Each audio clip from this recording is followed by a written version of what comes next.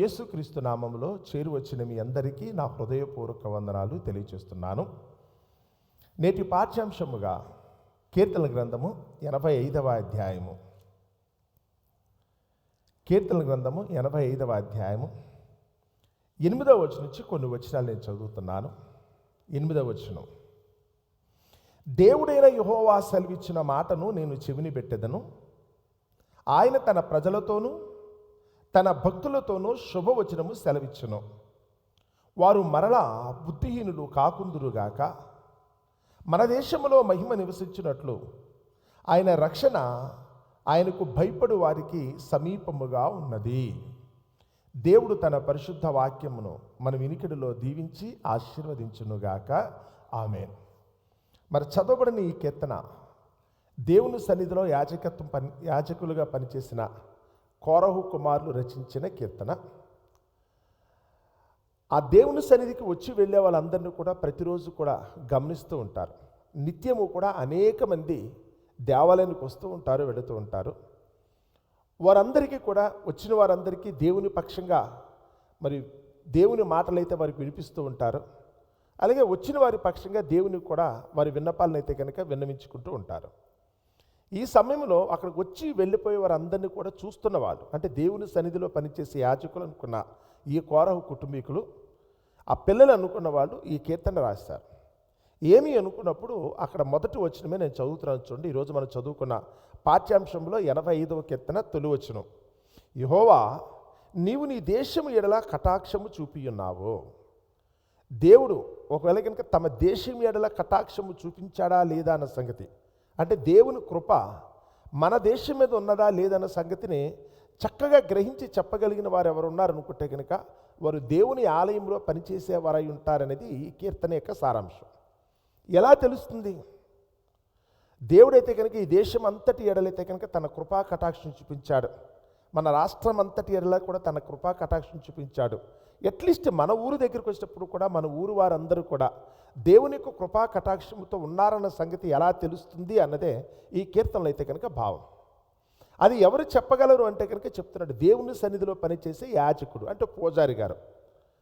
ఇక్కడ కూర్చున్న నా వరకు వస్తే కనుక నేనున్నాను అనుకోండి, మీరు వచ్చి కూర్చునే స్థితిని బట్టి, మీరు నిత్యము కూడా ఈ స్థలం అయితే కనుక చేరి మీరు పాడే పాటను బట్టో, చెప్పే మాట వినటాన్ని బట్టో, లేకపోతే మీరు చేసే ప్రార్థన బట్టో, మీరిచ్చే కానుకలను బట్టో, లేకపోతే కనుక ఇక్కడ చుట్టూ ఉన్న వాళ్ళతో మీరందరూ కూడా సంభాషించే విధానాన్ని బట్టి మీ బ్రతుకులు ఎలా ఉన్నవి అన్న సంగతిని నాకైతే కనుక ఒక అవగాహనకు వస్తుంది.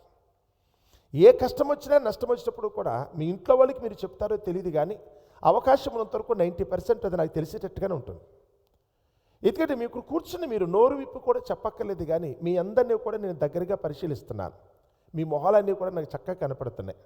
అలాగే కొంతమంది వ్యక్తిగతంగా వచ్చేతే కనుక వారున్న సమస్యను బట్టి దేవునికి వినవించుకోవడానికి అయితే కనుక ప్రార్థన చేయమని అడుగుతారు. ఆ రోజు దేవాలయంలో ఉన్న యాజకుడు ఎవరైతే ఉన్నారో, ఆ పాస్టర్ గారని ఎవరైతే అనుకుంటున్నారో, పూజారి గారని, వారికి వీళ్ళందరూ కూడా అయితే కనుక ఆనందం కలిగితే ఆనందాన్ని బట్టి కృతజ్ఞతలు చెల్లిస్తారు.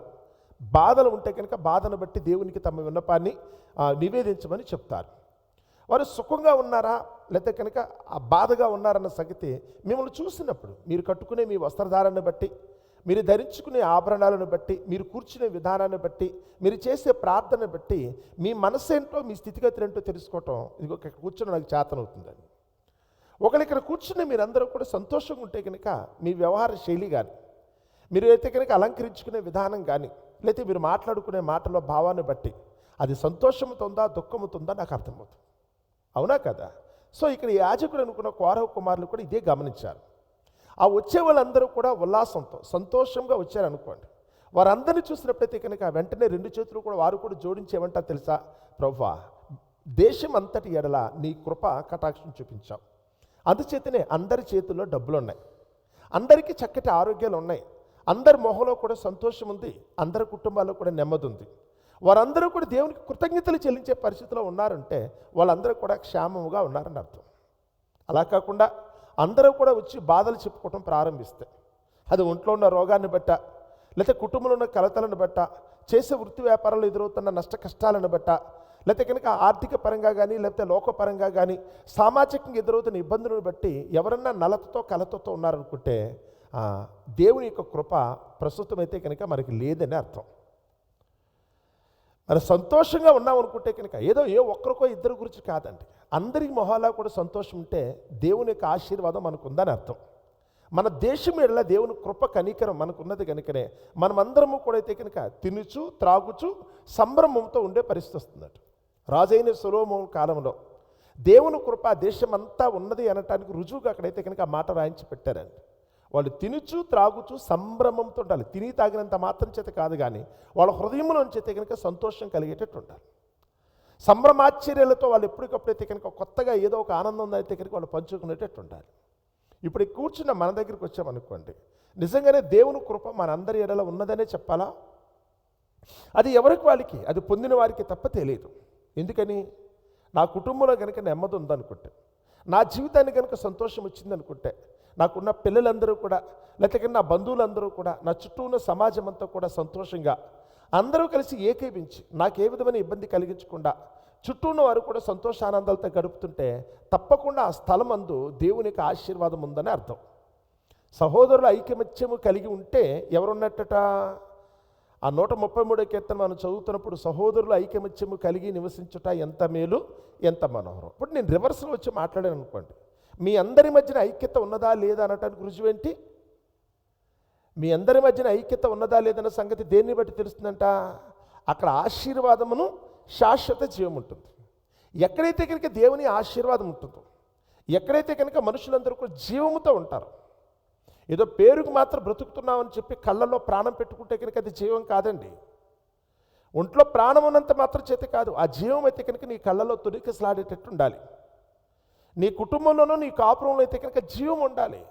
మీ భార్యాభర్తల మధ్యన జీవం ఉండాలి. ఏదో మొక్కుబడిగా కాపురం చేస్తున్నాం, ఏదో మొక్కుబడిగా నేనైతే వాళ్ళతో మాట్లాడుతున్నాను, ఏదో రోజులు అలా గడిచిపోతున్నాయి అనుకుంటే అది జీవం కాదండి. దేవుని యొక్క కృప మీకు ఉన్నది లేదు అనటానికైతే కనుక ఇదే రుజువు. మనుషులందరూ ఐక్యతగా ఉంటారు. మనుషులందరూ ఐక్యతగా ఉన్న చోట దేవుని యొక్క జీవం ఉందని అర్థం. ఒకవేళ మనుషులు కనుక కులాలను బట్టో, మతాలను బట్టో, ఆర్థికపరమైన కారణాలను బట్టో, రాజకీయ పార్టీలను బట్టో కొట్టుకుంటూ తిట్టుకుంటూ అయితే కనుక ఒకరి మీద ఒకరికి తిరుగుబాటు చేసి నెమ్మది లేకుండా అల్లరిగా ఉందనుకోండి, ఇక్కడ దేవుడు లేడని స్పష్టంగా చెప్పచ్చు. దేవుడున్న చోట ఐక్యత ఉంటుంది, దేవుడున్న చోట ఆశీర్వాదం ఉంటుంది, దేవుడున్న చోట జీవం ఉంటుంది. ఒకవేళ కనుక మన దగ్గర ఐక్యత లేదు అనుకుంటే, ఎందుకంటే చూడగానే తెలిసిపోతుందిగా.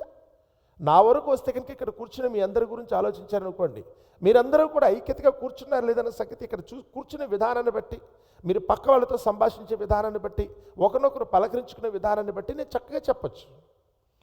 ఒకవేళ కనుక మనం ఎవరితో పలకడం ముభావంగా ఉన్నామనుకుంటే దాని అర్థం ఏంటి? ఎవరి దారి వాళ్ళది అనుకున్నట్టు వెళ్ళిపోతాను అనుకుంటే కనుక ఏమనుకుంటారు? చెప్పగా అక్కడ చూడంగానే తెలిసిపోద్ది కదా. ఇది దేవుని సన్నిధిలో పనిచేసే యాజకునికి అర్థమైంది, ఆ పూజారి గారికి అర్థమైంది, ఇక్కడ ఉన్న పాస్టర్ గారికి అర్థమవుతుంది మీరందరూ ఐక్యతగా ఉన్నారు లేదని. మీరందరూ కూడా ఐక్యతగా ఉన్నారనుకుంటే మీ మధ్యన కనుక ఆశీర్వాదం ఉందని, ఆ జీవమే కనుక ఒకరి కనుక మీరు కనుక రుజువు చూపించగలిగితే దేవుడు మీ మధ్యన ఉన్నాడన్న సంగతి తెలుసు. ఇది గమనించిన ఈయన ఈ కీర్తనంతా రాసుకుంటూ వచ్చి ఈరోజు మనం చదువుకున్న పాఠ్యాంశం దగ్గరికి వస్తాను చూడండి. 8వ వచనం, దేవుడైన యెహోవా సెలవిచ్చిన మాటను నేను చెవిని పెట్టేదను. ఈయన కోరుకున్నట్టుగా దేశం మీద కనుక దేవుడు తన కృపా కటాక్షము చూపించాలనుకుంటే, ఇగో మన భారతదేశం దగ్గరికి వచ్చినప్పుడు కూడా ఆ దేవుని యొక్క దీవెన మనకి ఎల్లప్పుడూ ఉండాలనుకుంటే, ఆయన యొక్క నడిపింపు మనకు ఉండాలనుకుంటే, మన దేశం ఎప్పుడు కూడా సంతోషానందాలతో సుభిక్షంగా కనుక బ్రతకాలనుకుంటే ఏం చేయాలనుకున్నప్పుడు ఈయనది చెప్తున్నాడు. నేను మొట్టమొదట దేవుడు చెప్పిన మాటను నేను చెవిని పెడతాను. దేవుడు చెప్పిన మాట వినండి. ఫస్ట్ దేవునికి కృప మీకు కావాలి అనుకుంటే కనుక, ఆయన ఆశీర్వాదం కావాలనుకుంటే ముందు ఆయన చెప్పిన మాట వినండి. ముందు దేవుడు చెప్పిన మాట వినకుండా దేవుడిని అయితే కనుక మీరు నిర్లక్ష్యం చేసి నేనేదో గొప్పవాడిని అయిపోయానని చెప్పి మీరు అహంకారంతో విర్రవీగినంత మాత్రం ఇదేముండదు, 3 ముచ్చట అయిపోద్ది. మీరు దేవుడిని విడిచిపెట్టి మీరు ఏదైనా చేయాలనుకున్నప్పుడు కూడా 3 ముచ్చట. ఈరోజు ఒకరు సంతోషంగా ఉంటే ఉండొచ్చు కాక, ఈరోజు మీరు ఆనందంగా ఉంటే ఉండొచ్చు కాక, రేపటికల్లా అదంతా కూడా అయితే కనుక నాశనం అయిపోద్ది. ఒక్క క్షణంలోనైతే కనుక అదంతా కూడా సర్వనాశనం అయిపోయే పరిస్థితి వస్తుందండి. మీరు దేవుడు లేకుండా మీరు ఏదీ చేయలేరు. మీ మధ్యన దేవుడు ఉన్నాడనుకుంటే కనుక అది భౌతికంగా కలిగేది కాదు.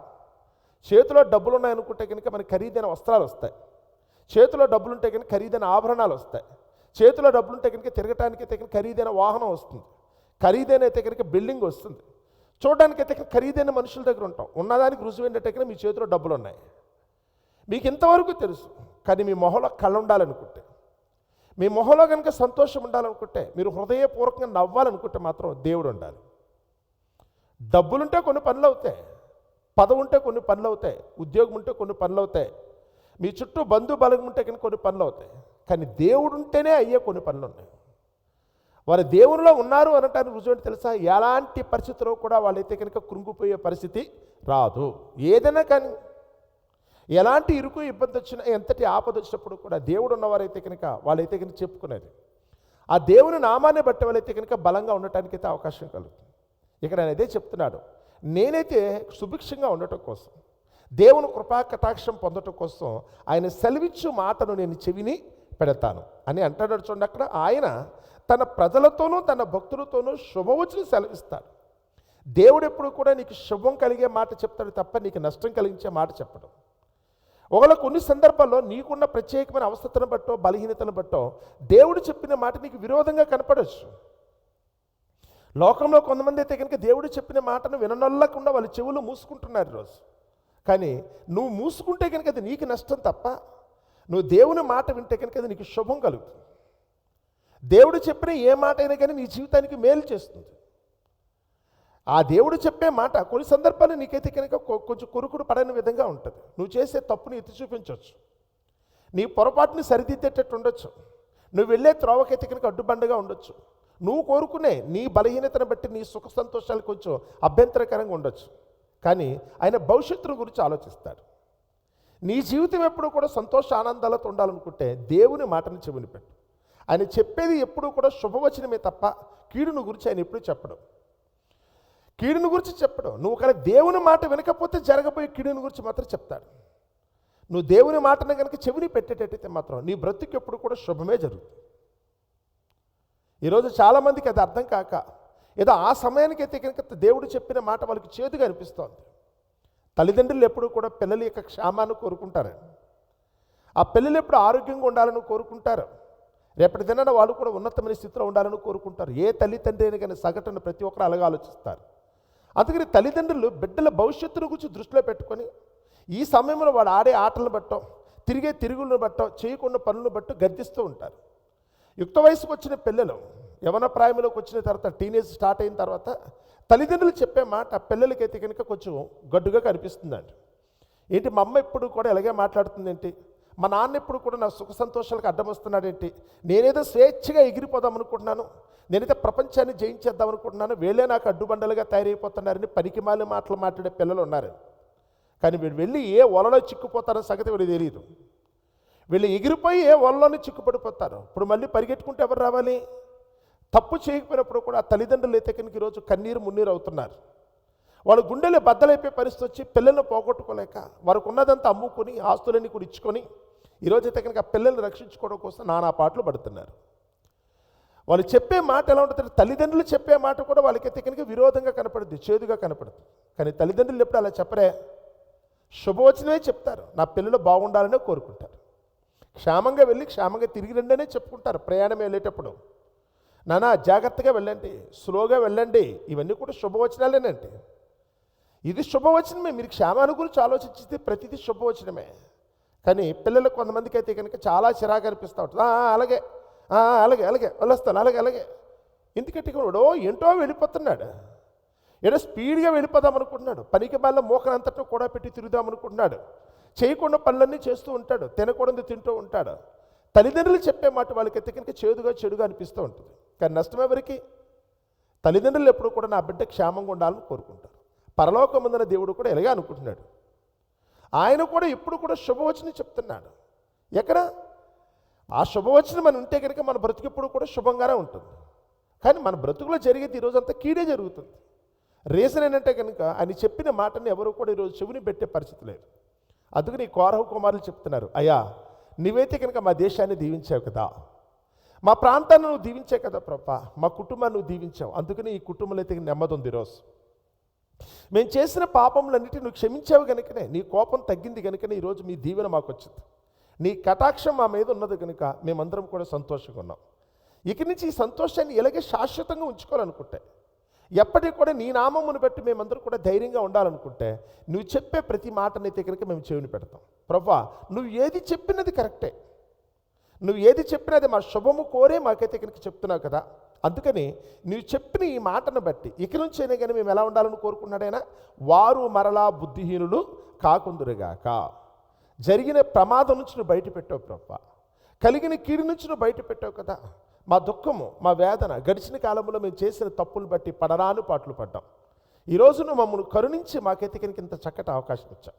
అది ఒంట్లో ఉన్న అనారోగ్యం పోయినప్పుడు కూడా మీరు కూడా జ్ఞాపం చేసుకోవాల్సింది అదే, నేను చేసిన తప్పును బట్టి ఈ రోగం వచ్చింది. దేవుని కృపను బట్టి నన్ను కనికరించి నాలో ఉన్న ఈ లోపాన్ని తీసేశాడు కదా. దేవుని కృపను బట్టి కుటుంబంలో అయితే కనుక ఉన్న గొడవను తీసేశాడు కదా. సామాజికంగా నాకు ఎదురయ్యే ఇబ్బందులన్నింటిని కూడా తప్పించాడు కదా. ఇప్పటివరకు నేను పడిన నిందలు, అపవాదుల నుంచి నన్ను దేవుడు తప్పించాడు కదా. ఇంకెప్పుడు కూడా బుద్ధిహీనుణ్ణి కాకూడదు, ఇంకెప్పుడు కూడా దేవుడు చెప్పిన మాటల నుంచి మాత్రం నేను తొలగిపోకూడదు కదా. ఇక నుంచి వాళ్ళైతే కనుక బుద్ధిహీనుడు కాకుందురు గాక అని 9వ వచనం అంటాడు, మన దేశంలో మహిమ నివసించినట్లు దేవుని రక్షణ ఆయనకు భయపడు వారికి సమీపముగా ఉన్నది. నిజంగా మన దేశంలో కనుక ఒక విధంగా దేవుని యొక్క మహిమ కనుక ఉండాలనుకుంటాం, మనమందరము కూడా గొప్పగా ఉండాలనుకుంటాం. ఎప్పుడైనా కానీ ఆలోచించండి, దేవుడు ఒకవేళ కనుక మనకు తోడుగా ఉంటే, మన జీవితాలకు కాపుదలుగా ఉంటే, మనం ఎల్లప్పుడూ కూడా నిత్యము సంతోష ఆనందాలతో, నెమ్మది సమాధానాలతో మనం ఉండాలి అనుకోండి. సపోజ్ ఆయన మహిమ మనకు ఉంటే ఉండాలి. అలా ఉండాలి అనుకుంటే కనుక ఏం చేయాలట, ఆయన చెప్పిన మాటను మనం బుద్ధిహీనంగా కాకుండా బుద్ధిమంతులుగా ఆలకించడానికి ప్రయత్నించాలి. ఆయన అంటున్న మాట, ఆయనకు భయపడు వారికి దేవుని రక్షణ సమీపముగా ఉంది. ఎవరైతే కనుక దేవునికి భయపడి ఆయన ఎందుకు భయభక్తులు కలిగి జీవించేవారు ఉంటారో దేవుని రక్షణ వాళ్ళకి ఎప్పుడూ తోడుగా ఉంటుంది.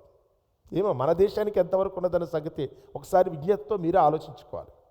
మన కుటుంబానికి ఎంత ఉందన్న సంగతి కూడా మీరు ఆలోచించుకోవాలి. ఒకవేళ మన దేశాన్ని మనం బాగు చేయలేకపోయినప్పుడు కూడా ఒకవేళ మన కుటుంబం అన్నా కానీ మనకైతే కనుక క్షేమంగా ఉండాలని కోరుకోవాలి కదా. నీ కాపురం అన్నా క్షేమంగా ఉండాలని మీరు కోరుకోవాలి కదా. దేవుడు అనుగ్రహించే సంతోష సమాధానాలు మనందరూ కూడా పొందాలనుకుంటే ముందు అది చెప్పిన మాటను చెవిని పెట్టడం నేర్చుకోండి. బుద్ధిహీనంగా కాకుండా బుద్ధిమంతులుగా బ్రతకడం నేర్చుకోండి.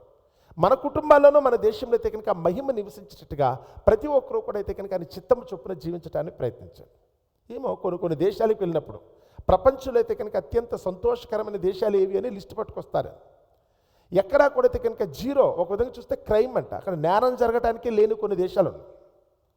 అసలు తప్పులు జరగు, పోలీస్ స్టేషన్తో పని లేని దేశాలు అయితే కనుక ఈ ప్రపంచంలో ఉన్నాయి. పోలీస్ స్టేషన్తో పని లేదంటే పోలీసులతో పని లేదు, అంటే గొడవలు జరగవు అని దాని అర్థం. అలాంటి దేశాలు కూడా ఈరోజైతే కనుక ప్రపంచంలో ఉన్నాయండి. వాటన్నిటిని అయితే కనుక చెప్తున్నప్పుడు, వాటిని చూస్తున్నప్పుడు, ఏదో టీవీలో చూపిస్తున్నప్పుడు అనిపిస్తూ ఉంటుంది, మనకెప్పుడు వస్తుంది అదృష్టం. ఇక్కడైతే కనుక ఎప్పుడు చూసినా కలహాలే కదా, ఎప్పుడు చూసినా కొట్లాటే కదా. ఏదైనా ప్రశాంతంగా ఉందనుకుంటే కనుక పనికి మాలిన వారు కొంతమంది లేచి మతం అంటాడు ఒకడు, కులం అంటాడు ఒకడు, పార్టీ అంటాడు ఒకడు, ప్రాంతాలు అంటాడు ఒకడు, భాషను బట్టో లేకపోతే ఏదో ఒక గొడవ, కలహం లేని పరిస్థితిలో ఈరోజు మన చుట్టూ ఉన్న సమాజం లేదండి. మన దేశం దగ్గరికి వచ్చినా, మన ప్రాంతాల దగ్గరికి వచ్చినప్పుడు కూడా ప్రతిరోజు అయితే కనుక వాడి మీద వీడు, వీడి మీద వాడు, ఎవరో ఒకరి మీద అయితే కనుక వాళ్ళ కలహాలు పెట్టుకోవటం, కొట్టుకు చచ్చిపోవటమే తప్ప సామాన్య ప్రజానికి అనుకున్నప్పుడైతే కనుక నెమ్మదిగా బ్రతకాలనుకుంటా కూడా అవకాశం లేకుండా ఈరోజు నిత్యము కూడా అయితే కనుక అల్లర్లతోనే ఉండిపోతుంది. ఒకవేళ కనుక మన దేశానికి కూడా ఒకవేళ కనుక అలాంటి నెమ్మది కలగాలనుకుంటా, ఆ దేవుడు చెప్పిన శుభవచనం దయచేసి వినండి. ఆయన చెప్పిన మాట చొప్పున బ్రతుకులు మార్చుకోండి. మనమందరము కూడా అయితే కనుక ఆ దేవుని యొక్క దీవెన పొందుకోవడానికి, ఆయన కృపా కటాక్షాన్ని బట్టే మనందరూ కూడా నెమ్మదిగా బ్రతకటానికి మనం ప్రయత్నించాలి. దేవుని మాట వినండి. మనుషుల మాట మన జీవితాలకి నష్టం కలిగిస్తుంది. మనుషులు స్వార్థపూరితంగా మాట్లాడతారు. వారు ఎంత గొప్ప రాజకీయవేత్త అయినా, మంత్రులు వచ్చినా, ప్రధానమంత్రులు వచ్చినా, ముఖ్యమంత్రులు వచ్చినప్పుడు కూడా వాళ్ళకున్న ఎజెండాను బట్టి అయితే కనుక వాళ్ళకున్న స్వార్థపూరితమైన మాటలను బట్టి మనుషులు మాట్లాడతారే తప్ప అందరినీ ఐక్యపరిచేటట్టుగా, అందరికీ సంతోషం కలిగించేటట్టుగా మాట్లాడే వ్యక్తులు ఈ లోకంలో ఎవరో లేరు. వారు ఎంత ఉన్నతమైన స్థానంలో మాట్లాడుతున్నప్పుడు కూడా వాళ్ళ మనస్సుల్లోనో వాడి మాటల్లో కూడా కపటత్వం ఉంటుంది కదా. పెదాల కింద అయితే కనుక సర్ప విషయాన్ని ఉంచుకుని మాట్లాడే మనుషులండి. అందులో శుభం ఎవరికి లేదు, వాళ్ళకి నచ్చిన వాళ్ళకి మాత్రమే శుభం జరుగుతుంది. మీరు ఎవరినైనా చూసుకోండి, వారు పలికిన పలుకు అందరికీ ఆమోదయోగ్యంగా ఉండదు, అందరి క్షేమాన్ని ఆకర్షించేటట్టు ఉండదు. వాళ్ళు మాట్లాడేది కూడా అయితే కనుక ఏదో ఒక వర్గాన్ని అయితే కనుక రెచ్చగొట్టడానికో, ఏదో వర్గానికి మేలు చేస్తున్నామని చెప్పడానికే తప్ప అందరినీ ఉద్దేశించి వాళ్ళు ఎప్పుడూ కూడా ఆలోచించరు. కానీ మనమందరం కూడా క్షేమంగా ఉండాలని ఆలోచించే ఏకైక వ్యక్తి పరలోకమందున దేవుడు. లోకంలో ఉన్న ప్రజలందరూ కూడా, ఇది కేవలం ఒక ప్రాంతానికో దేశానికో కాదు, యావత్తు ప్రపంచంలో ఉన్న ప్రజలందరూ కూడా అయితే కనుక సంతోషంగా బ్రతకాలని దేవుడు కోరుకుంటున్నాడు. వాళ్ళందరూ ఐకమత్యంగా ఉండాలనుకుంటే కనుక దేవుని యొక్క మాట వినాలని ఆయన అయితే కనుక తన భక్తుల ద్వారా మనకి తెలియజేస్తున్నాడు. మనం వింటున్నామా లేదా అనటానికి ఒకటే మాట, నీ కుటుంబం శుభంగానే ఉందా? నువ్వు సంతోషంగానే ఉన్నావా? నెమ్మదిగా ఉన్నావా? నువ్వు నెమ్మదిగా ఉన్నావు అనుకుంటే, దేవుడు అనుగ్రహించి విశ్రాంతి నువ్వు పొందగలిగే పరిస్థితులు నువ్వు ఉన్నావు అనుకుంటే, దేవుని యొక్క కృపా కటాక్షం నీకు ఉందని లెక్క. ఆ కృపా కటాక్షం ఉందనుకుంటే నువ్వు దేవుని మాట వింటూ బ్రతుకుతున్నావని లెక్క. అలా కాకుండా బ్రతుకులో నెమ్మది లేదు అనుకుంటే దయచేసి ప్రతి ఒక్కరూ కూడా మనసును పెట్టండి. ఇప్పటికైనా కానీ మీకు చిరాకు అనిపించే పరిస్థితి వస్తే, బ్రతుకు మీద విరక్తి పుట్టే పరిస్థితి వస్తుంది అనుకుంటే, ఇప్పటికైనా కానీ తప్పు జరుగుతుంది, దేవుని కటాక్షం మనకు లేదు. ఆ దేవుని కటాక్షం పొందాలనుకుంటే ఇప్పటికైనా దేవుని మాట ఆలకించాలన్న సంగతిని గురించి ప్రతి ఒక్కరూ కూడా అయితే కనుక ఆలోచించుకోవటానికి, ఆ దేవుని మాట చొప్పున ఆయన శుభవచనాన్ని మనమందరం కూడా గ్రహించి మనమందరము కూడా జీవితంలో సంతోష ఆనందాలతో జీవించడానికి ప్రయత్నిద్దాం. అట్టి కృప దేవుడు మనందరికీ దయచేయునుగాక. ఆమెన్.